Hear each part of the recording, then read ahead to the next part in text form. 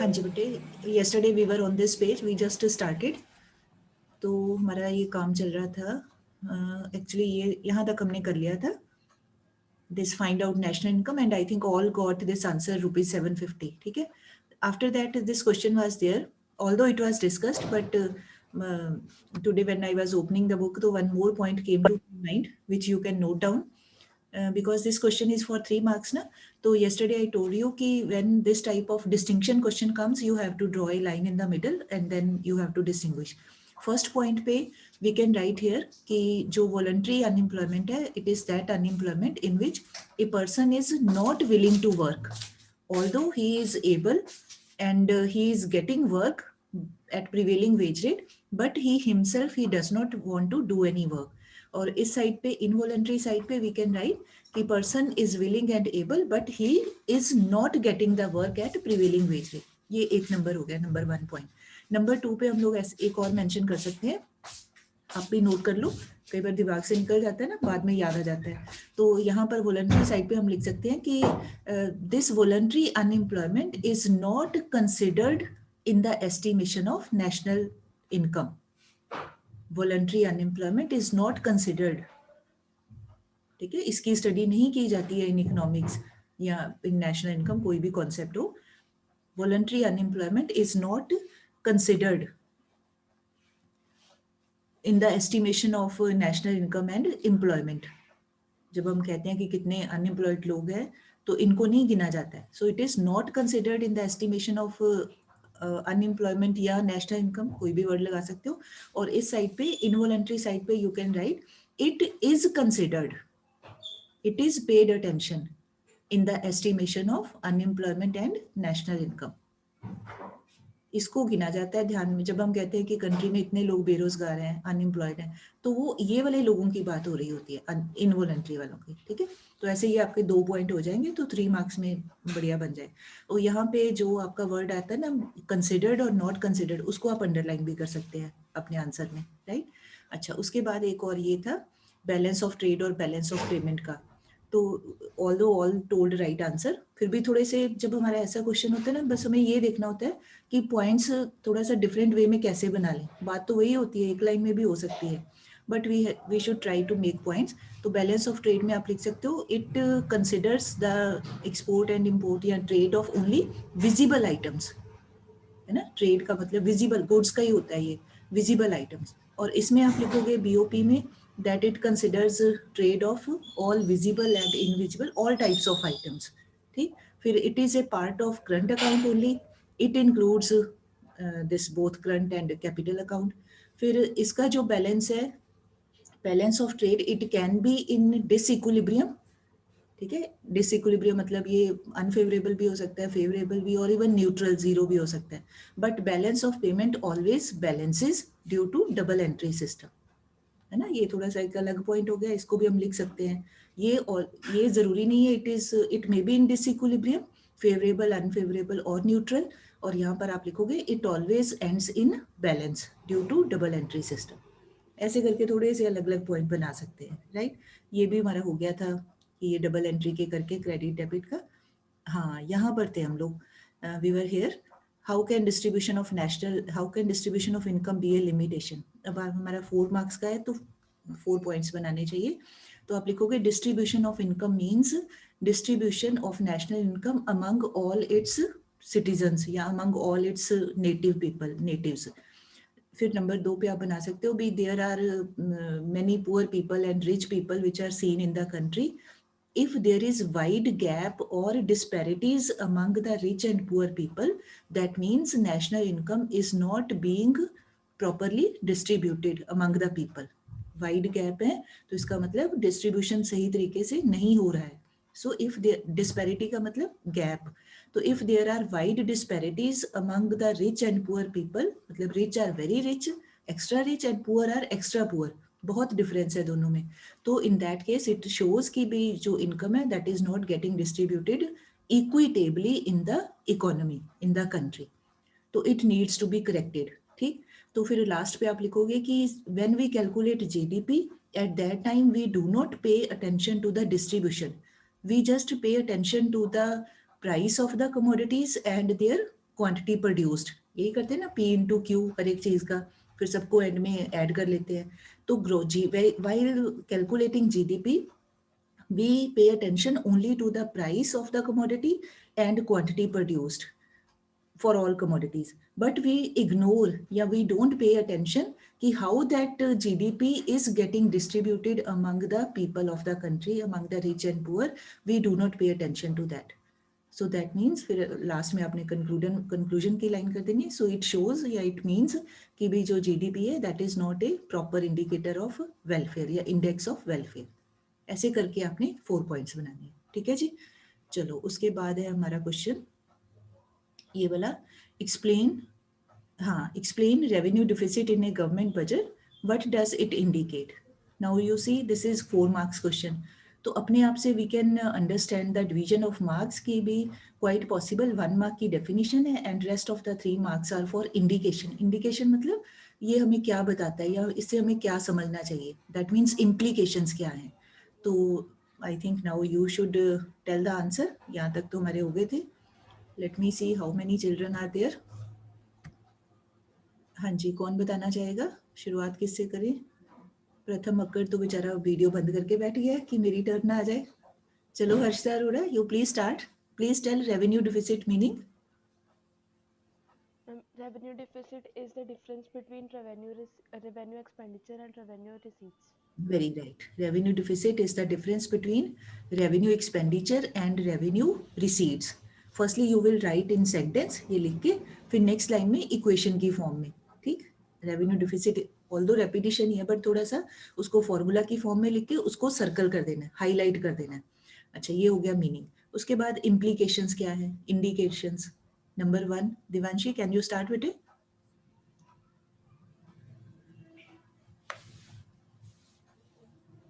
Ma'am, for meeting revenue deficit, government has to take borrowings or capital receipt. It in turn increase their capital expenditure.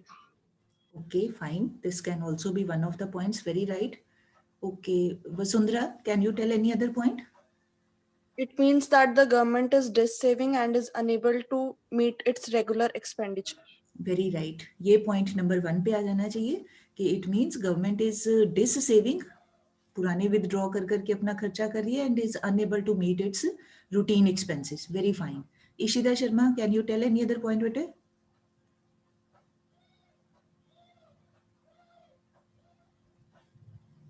कोई और बच्चा भी in the name all can think. Ma'am, if the government is borrowing from the bank, then they have to pay the interest then they have to pay the interest. Okay, ये भी बना सकते हैं कि भाई if in order to meet excessive revenue expenditure, if government takes resort of borrowing, तो then it gets another obligation of making payment of interest also. और extra फालतू की obligation create हो जाती है. Fine, that's right. Harleen Kaur, can you tell any other point with it? A high revenue deficit gives a warning to the government to either reduce their expenditure or to increase the revenue. Very right. Perfectly right answer. कि higher या increasing this revenue deficit is a kind of warning signal. जैसे traffic का signal होता है रुक जाओ, तो ऐसे it is a warning signal for the government either to increase its revenue or to curtail its unnecessary expenditure. ठीक है, ऐसे करके अपने 3-4 पॉइंट्स आपने बनाने हैं.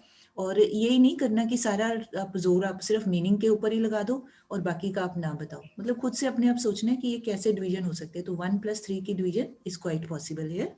Very right. चलो अब आ जाते हैं नेक्स्ट पेज के ऊपर. अपना बेटे कॉपी पेन भी रेडी रखिए. इस क्वेश्चन के बाद एक न्यूमेरिकल भी करना है हमने. चलो पहले let us read this what is there in this question. Due to increasing diseases caused by, या caused होना चाहिए था, caused by the lifestyle adopted by the youth, the government has started increasing expenditure on popularizing yoga among the masses. ठीक है, मतलब लोगों का lifestyle change हो रहा है, ज़्यादा फिजिकल एक्सरसाइज वाले काम नहीं हो रहे या फिजिकल वर्क नहीं हो रहा है, तो due to that diseases are increasing among the young people. तो गवर्नमेंट जो है that is popularizing yoga exercises या योग जिसको बोलते हैं. तो analyse the impact on gross domestic product and welfare of the people. हाँ जी, ये 3 या 4 मार्क्स का क्वेश्चन है, पिछले पेज का ही चल रहा है। हाँ जी, अब ध्यान से सोचना है आपने। ये आपका जैसे एक होता है ना असेसमेंट ऑफ वैल्यू असेसमेंट की, आप क्या मतलब निकाल सकते हैं इस चीज का। All are requested to think carefully and all can tell their point of view. सबका explanation different हो सकता है। All are requested to, students you are requested to keep your videos on बेटे। Revision में तो teacher has to see the students। Video on रखिए सभी बच्चे।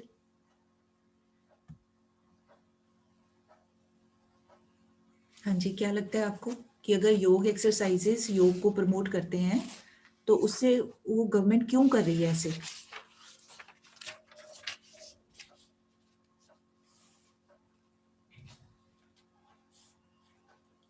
हाँ जी, think carefully.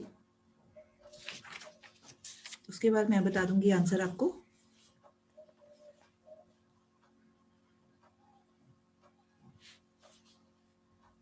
Molly Gupta, are you there? Molly, Lavdeep, Gurleen. बेटे, I am requesting you. Can I answer? हाँ जी, पहले तो सभी बच्चे प्लीज वीडियो ऑन करिए, otherwise I will request Gayatri ma'am to throw out of the meeting. हाँ, video on रखिए सभी बच्चे। हाँ जी Mouli, you are answering. Ma'am, no, I told I want to answer. Divyanshi. Okay Divyanshi, हाँ जी बेटे, दिव्यांशी बताइए। Ma'am, if we can conclude that if there is improved and advanced lifestyle, then GDP, most probably GDP of the country will likely to be increased, but it has a negative impact on lives of people as people are suffering from various diseases. There are various externalities that are harmful effects of increasing the GDP. So we can conclude that GDP may increase with improved lifestyle and inculcating the practice of yoga in people so that their health is improved and the workforce can work more efficiently. But at the same time, there may be a negative externality on people that affect the health of general public. आपके second last point, पीछे वाले जो आपने last point से पहले दो point बताए, they were perfectly right. Beginning वाले points are not required, please see. अब इस क्वेश्चन में हमें कुछ नेगेटिव नहीं बताना है, हमें सिर्फ उन्होंने इस एंगल से पूछा है कि योगा जो प्रमोट हो रहा है उसका क्या इफेक्ट पड़ेगा, एनालाइज। तो पहले तो हम ये डिसाइड करेंगे कि इसका पॉजिटिव इम्पैक्ट पड़ेगा कि नेगेटिव। तो सीधी सी बात है, पहले तो पॉजिटिव इम्पैक्ट ही पड़ेगा, हमें नेगेटिव या एक्सटर्नैलिटी बताने की देयर इज नो नीड। तो आप ऐसे इसको अपने हिसाब से पॉइंट बनाओगे कि if government is promoting yoga, okay let others also tell, बाद में मैं अपना बता देती हूँ। और कोई बच्चा बेटे? Shivanshi, Naman, Bhavya Agarwal are there on my screen. Any one of you, if you want to present your point of view you can tell. बता दीजिए सभी, एक एक पॉइंट सभी बच्चे बता सकते हैं। कनिका,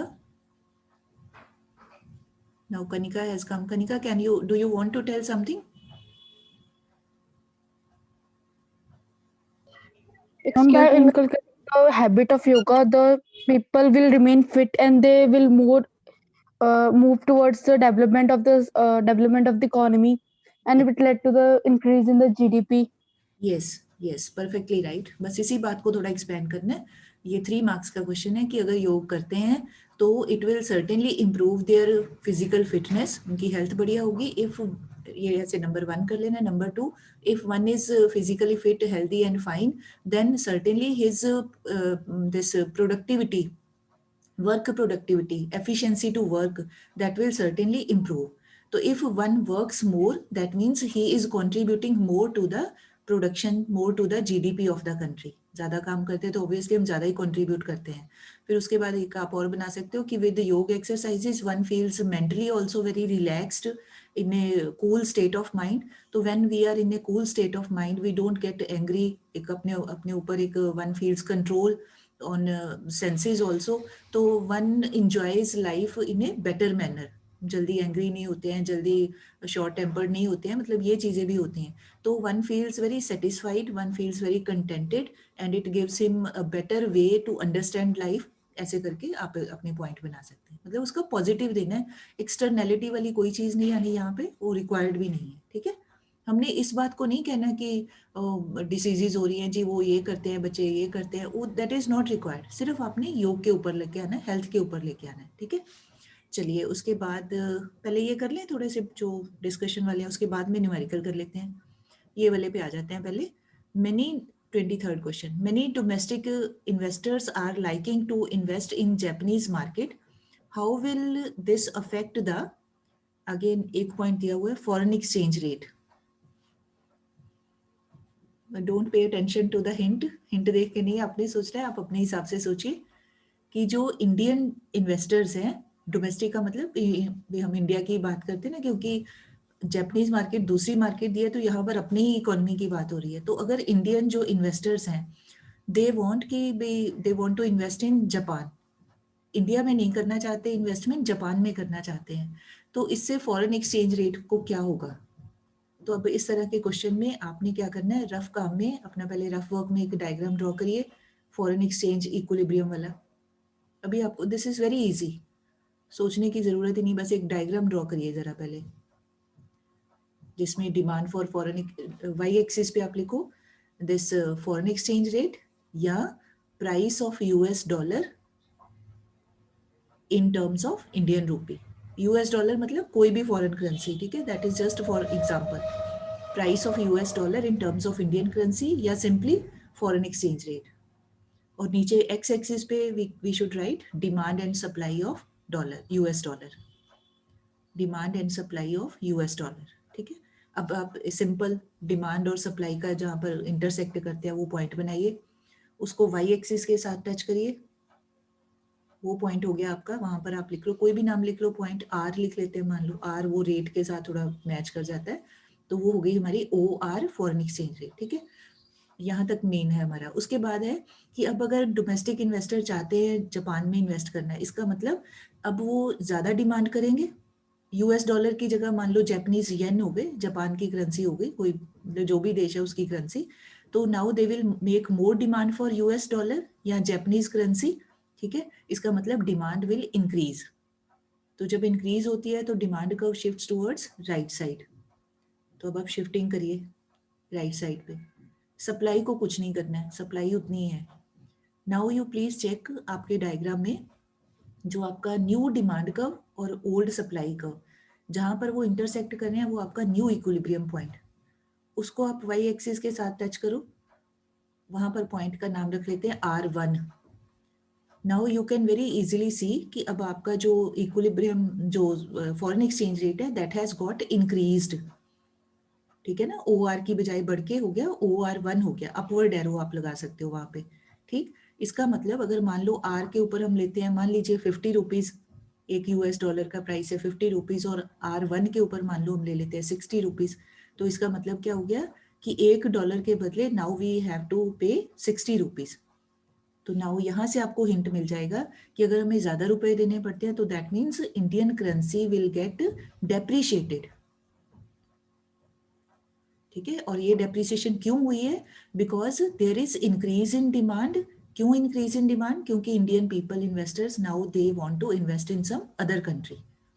ठीक, तो ऐसे क्वेश्चन में घबराना नहीं है, आराम से रफ काम में अपना एक डायग्राम बना के जो वहां से आपको कंक्लूजन लिखे, डेप्रिसिएशन हो रही है या एप्रिसिएशन, जो भी आपका बनता है डायग्राम के अकॉर्डिंग, बस उसको फिर आपने यहाँ पर पॉइंट बना के कर देना. यहाँ पर आप लिखोगे कि foreign exchange rate will depreciate. Number 2 पे आप लिखोगे this depreciation is there या taking place due to this more demand of Japanese currency by the Indian investors. Okay, due to more demand of Japanese currency by the Indian investors.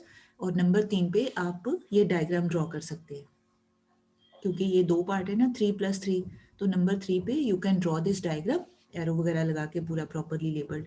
वहां पर बस एक काम करना है, जापानीज वो US dollar नहीं लिखना फिर वहां पे. ठीक है, जिस भी कंट्री का नाम है वो लिख देना है. आमतौर पे पॉपुलर ही होते हैं। जापान की करेंसी है येन, YEN, येन, ठीक है। ना पता लगे तो ऐसे ही लिख दो जापानीज करेंसी शब्द लिख दो, दैट्स फाइन, कोई दिक्कत नहीं है, ठीक। अच्छा, अब आ जाए नेक्स्ट। सेकंड है हमारा current account deficit of India. हाँ जी, कैन यू टेल इसका मीनिंग क्या है, current account deficit? When payments of current account are more than the current account नहीं received. नहीं, हाँ वो तो ठीक है, सॉरी आई फॉरगॉट। अब ये क्वेश्चन इसी के रेफरेंस में पूछा जा रहा है कि अगर ऐसे करते हैं तो how will it affect current account deficit. मतलब अगर जापान में ज़्यादा इन्वेस्टमेंट करना चाहते हैं तो कैसे करंट अकाउंट का डिफिसिट ठीक होगा, ये है क्वेश्चन। वैसे तो करंट अकाउंट का मतलब डिफिसिट हो गया कि एक्सपोर्ट्स आर लेस और इंपोर्ट्स आर मोर, है ना, सारे का मिला के पूरे करंट अकाउंट की आइटम्स को, वो तो ठीक है। तो पर अगर जापान में इन्वेस्ट करना चाहते हैं तो करंट अकाउंट कैसे डिफिसिट उसका अफेक्टेड होगा?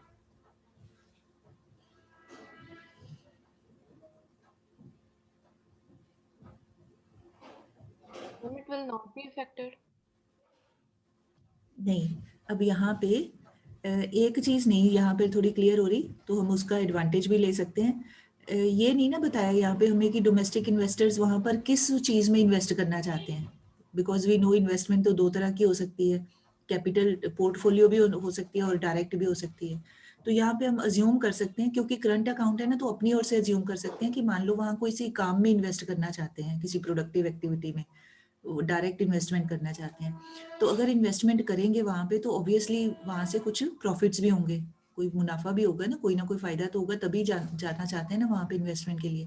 तो ऐसे थोड़ा सा हम पॉइंट बना सकते हैं कि if investors they want to invest there, तो that means they are expecting some gain from their productive activity in Japan, है ना। दे एक्सपेक्ट या दे फील भी some profit will be there.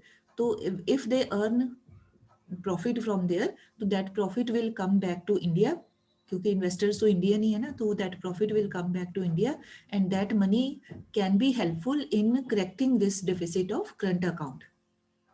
That money which can come as in the form of profit which is there, yeah, which can be there due to this investment, that profit money that can be used to this correct this deficit of current account. ऐसे करके हम इसको correlate कर सकते हैं। I hope it is clear. मैं बाद में ना आपको इसका आंसर वाला पेज वो भी सेंड कर दूंगी आपको क्लास के ग्रुप में, अगर ऐसे बोलने में कई बार नहीं ना पूरी समझ आती, I will send that page also, वहाँ से आराम से आप याद भी कर सकते हो। तो जो भी प्रॉफिट के तौर पे मनी आएगा वो करंट अकाउंट के गैप को, डिफिसिट को कवर करने में दैट कैन बी यूटिलाइज्ड, ठीक है। चलो जी, अब आ जाए नेक्स्ट क्वेश्चन के ऊपर। ये very interesting and easy. Explain briefly qualitative methods, ध्यान से रीड करिए, qualitative methods which a central bank may adopt for controlling the volume of credit. Normally ज्यादातर हमारा जो आता है वो क्वांटिटेटिव आते हैं, but here they are asking qualitative methods. अब याद करिए और सभी बच्चे बता सकते हैं one by one. Margin requirement. Yes, शाबाश, very good. Moral suasion. Selective credit control. हाँ जी, very right, very right. Direct action. Direct action and moral suasion. Yes, Credit rationing. शाबाश, सभी को बहुत बहुत शाबाश है। All girls are speaking. Boys कितने हैं? एक प्रथम अक्कड़ है, एक नमन है, और कौन है? लड़कों में कोई नहीं बोल रहा है। हाँ जी, all the girls have given perfectly right answer. तो यहाँ पे आपने बताना है मार्जिन रिक्वायर। अब 6 मार्क्स का है ना, तो थोड़ा सा 2 लाइंस में you need to explain also. Heading दे देना qualitative methods, main heading number 1 margin requirement of loan, उसको बता देना 2-3 लाइंस में छोटा सा करके उसको। नंबर 2 पे फिर आप क्रेडिट राशनिंग उसको एक्सप्लेन कर दीजिए, उसके बाद मॉरल सुएजन, उसके बाद डायरेक्ट एक्शन। ऐसे बस 4 ही बनेंगे, इसमें 6 पॉइंट नहीं है, 4 पॉइंट्स ही हैं। Very right. चलो जी, और आगे पहले ये कर लेते हैं, लास्ट में न्यूमेरिकल करेंगे। How should the following items be treated in the estimation of national income. ध्यान से देखिए, नेशनल इनकम पूछा है हमें, ठीक है। तो ये नेशनल इनकम मतलब ऑब्वियस है कि इंडिया की बात हो रही है ना, और तो किसी कंट्री का नाम नहीं लिया। हाँ जी, sale of bonds by a company, will it be included in national income और नॉट? No. No. No. क्यों, रीजन क्या है इसका? Ma'am, because these are capital gains and these are not productive activities. Yes, because ये कोई physical production के साथ इसका लिंक नहीं है, ये सिर्फ there will be change in the ownership of financial transaction, है ना। तो due to the nature of financial transaction it is not going to affect anything. तो अगर फिजिकल होता फिर तो होना था, तो ये फाइनेंशियल ट्रांजैक्शन है, इस करके it is not going to affect. Very right, मतलब it will not be included. Next है sale of an old house. No. No, reason, No. Reason बेटे? Sale of second-hand good is not included. Yes, very right.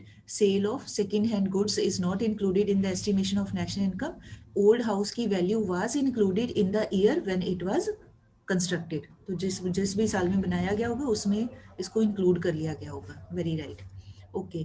Salary of a defense officer. Yes. Yes. Yes, obviously he is doing the work. तो for his services, कोई भी officer हो, तो for his contributing his services to the defense of nation, तो obviously due to his work he will be paid, and this salary will be included as compensation of employees. ठीक है. Income of a smuggler. No. No. Reason?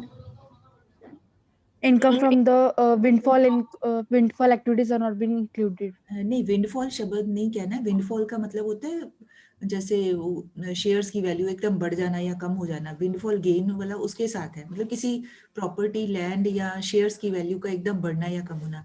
Smuggler वाला जो काम है this is illegal activity.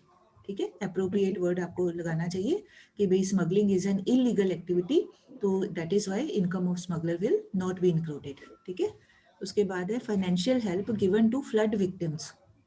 No. No. रीजन? Unilateral. Transfer payment. Yes, it is a kind of transfer payment to help the victims of flood. So transfer payments are not included. Very right. Okay. Profits earned by an Indian bank from its branches abroad. Yes. Yes. Yes, it will be included. Yes. ये किस part में आ जाएगा? Profit किसका part Net होता है? capital income from. Yes, operating surplus का part होता है। तो जब हम करते हैं फैक्टर इनकम फ्रॉम अब्रॉड, तो ये as a part of factor income from abroad this will be included. Very right. बस आपने मेन जो ध्यान रखना है यहाँ पर कि पूछा क्या हुआ in the estimation of national income है, इस चीज को ख्याल में रखना है। कई बार लिखा होता है डोमेस्टिक इनकम, तो फिर आपने डोमेस्टिक टेरिटरी को ध्यान में रखना है। अगर नेशनल इनकम है तो फिर उसके मतलब लॉजिक को आपने ख्याल में रखना है। Very right. चलो जी बेटे, अब हम जल्दी से 10 मिनट्स रह गए, ये न्यूमेरिकल कर लेते हैं। वैल्यूज अगर तो आप अपना कॉपी पे लिखना चाहते हो तो मैं बोल देती हूँ, but if you can see from the screen तो भी ठीक है, मैं बोल भी देती हूँ एक बार साथ साथ में। हाँ जी, calculate gross national product at market price. Calculate gross national product at market price. ठीक है, all values are in rupees crore. First item is private final consumption expenditure. Private final consumption expenditure value है इसकी 3000। Private final consumption expenditure 3000। Next है net factor income to abroad. Net factor income to abroad है, ध्यान से देखना है, to abroad 100, only 100। Next is government final consumption expenditure 800। Government final consumption expenditure 800। Next है net exports -200। Net exports -200। Next है gross domestic fixed capital formation. Gross domestic fixed capital formation 600। 600। Next is change in stocks -20। Change in stocks -20। Next है net indirect taxes 400। Net indirect taxes 400। Next है factor income from abroad 50। Factor income from abroad 50। फिर है last है net domestic capital formation 500। Net domestic capital formation 500। I am repeating, you can check Private final consumption expenditure 300, net factor income to abroad 100, government expenditure 800, net exports minus 200, gross domestic fixed capital formation 600, change in stocks minus 20, net indirect taxes 400, factor income from abroad 50, net domestic capital formation 500. ठीक है, निकालना है आपने gross national product at market price. So now we can well assess कि in this question all the values are related to expenditure method. तो फिर अपने आप से ही सोच लेना है यहाँ पर we need to apply expenditure method. Formula क्या बनेगा? GNP at market price is equal to, तो अगर एक्सपेंडिचर हो तो मेथड हो तो हमें स्टार्ट करना होता है GDP at market price से, gross domestic product at market price. ठीक है, अब आप देखो उसमें क्या करें कि वो नेशनल बन जाए. तो उसमें प्लस करना पड़ेगा net factor income from abroad, है ना. बाकी तो दोनों ही मार्केट प्राइस के ऊपर यहाँ कोई फर्क नहीं पड़ता, बोथ आर ग्रॉस आइटम्स, दोनों ठीक है. Only we need to add net factor income from abroad. ठीक है, और जीडीपी एट मार्केट प्राइस का फॉर्मूला क्या होता है? Private expenditure plus government expenditure plus gross domestic capital formation plus net exports. Private expenditure plus government expenditure plus gross domestic capital formation plus net exports, ये सारे एक bracket में, और plus आ जाएगा net factor income from abroad. ठीक, अब आप प्राइवेट की वैल्यू पुट करिए 3000, प्लस आ जाएगा गवर्नमेंट एक्सपेंडिचर 800, प्लस आ जाएगा, अब ध्यान से देखना है, एक साइड पे ब्रैकेट में you can write gross domestic capital formation is equal to gross domestic fixed capital formation plus change in stocks. मतलब you need to add these two, fixed capital formation plus change in stock.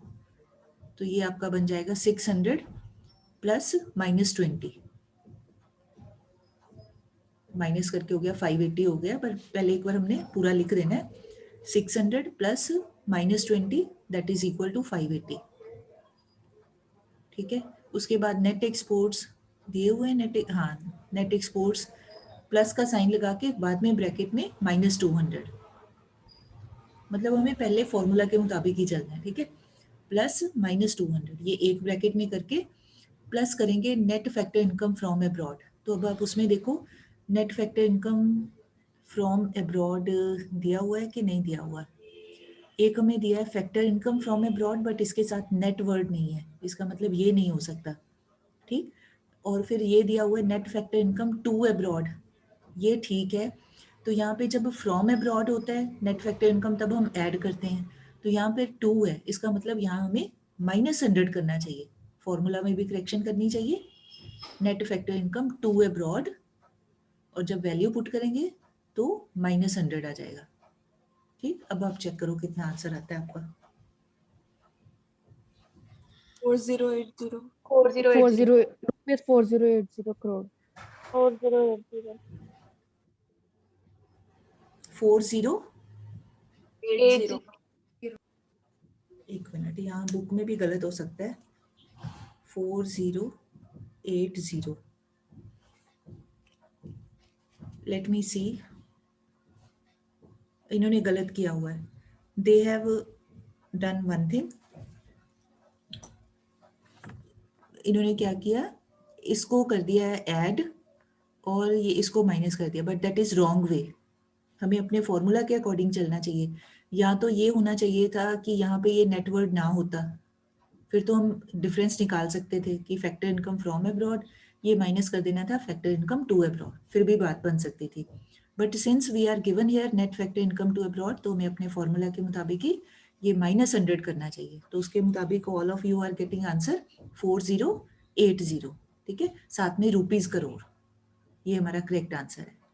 कई बार क्या होता है sample papers में भी या books में भी गलत वैल्यूज पुट कर देते हैं, तो आपने ये नहीं सोचना कि वहाँ हमारा क्यों नहीं आ रहा आंसर. आप अपना फॉर्मूला पहले चेक करो, फॉर्मूला के मुताबिक हमने चलना है, मेथड को अपने ठीक रखना है, उसके अकॉर्डिंग चेक करना है. बुक में भी गलत हो सकता है, जैसे अब ये यहाँ पर आंसर बुक में गलत दिया हुआ है. ठीक है, तो आपने घबराना नहीं है, फॉर्मूला करेक्ट होना चाहिए हमारा. चलो, वेरी राइट. अब हम नेक्स्ट देखते हैं. हाँ जी, चलो ये है actually I have new sample paper नहीं आए हैं, तो मेरे पास एक पुराना ही पड़ा हुआ है। उसमें जो माइक्रो इकोनॉमिक्स पहले होता था ना, माइक्रो और मैक्रो, तो हाफ पार्ट माइक्रो का ही दिया हुआ है। Now that is not applicable in your class, तो इस करके मैं फिर मैक्रो का ही अभी करवा रही हूँ। हाँ जी, supply of money refers to quantity of money. Very interesting, जरा पढ़िए, सोचिए जरा क्या हो सकता है यहाँ पे।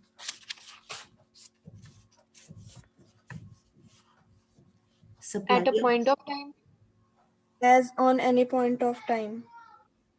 how D many option. of you are in favor of as on any point of time? D option. D option, ये लास्ट ऑप्शन जो है that D. Is the correct option. At as on any point of time, ठीक है। Supply of money मतलब money supply that can be calculated at any point of time. तो ये option correct option है, D वाला, last वाला option, as on any point of time, ठीक है। Okay, next, non tax revenue in the following is, आगे देखो जरा, Dividend. Dividend. Very right, because बाकी के जो सारे हैं they are the types of taxes.